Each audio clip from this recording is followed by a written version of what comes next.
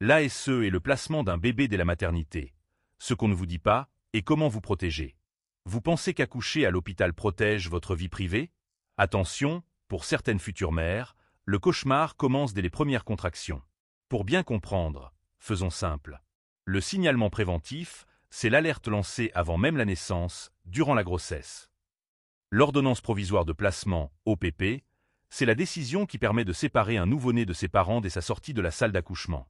Mais sur le terrain, beaucoup de parents parlent plutôt d'un vol institutionnel ou d'une machine à broyer les familles. Pourquoi une telle violence? On y vient. Derrière la blouse blanche, un système sous pression. Ne soyons pas naïfs. Les maternités et les services de l'ASE collaborent étroitement avec des impératifs de signalement de plus en plus stricts. La moindre inquiétude ou crainte du personnel hospitalier peut suffire à déclencher une machine infernale. Le problème? Les dossiers sont souvent bouclés en quelques heures.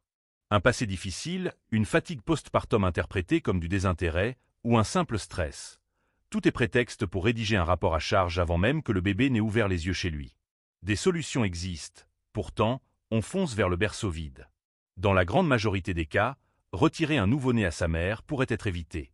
Une maman isolée ou fatiguée. Une main tendue, une TISF, technicienne d'intervention sociale et familiale, à domicile ou un séjour en centre maternel parent-enfant permettent d'apprendre aux côtés du bébé. Pas de briser le lien nourricier. Des difficultés passagères ou un logement exigu. Un accompagnement social renforcé suffit, pas besoin de confier un nourrisson à des inconnus en pouponnière. L'angoisse de la parentalité, un suivi psychologique et un soutien bienveillant, c'est bien plus efficace qu'un tribunal. Le placème. Le placement néonatal devrait être l'ultime recours absolu. Malheureusement, c'est devenu un réflexe préventif glaçant. Le vrai coup pour les bébés. Briser la figure d'attachement primaire d'un nouveau-né en le plaçant en pouponnière dès sa naissance, c'est provoquer un traumatisme d'abandon invisible mais dévastateur, troubles du sommeil, de l'alimentation, insécurité affective profonde.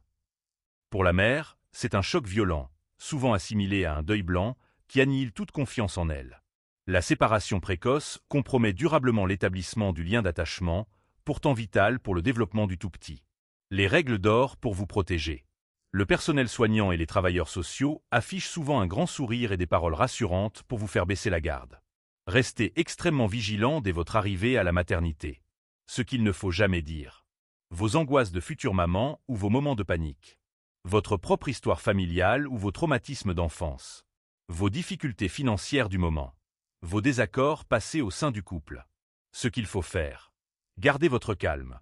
Pleurer ou s'énerver sera immédiatement qualifié des instabilités émotionnelles ou de danger dans le dossier.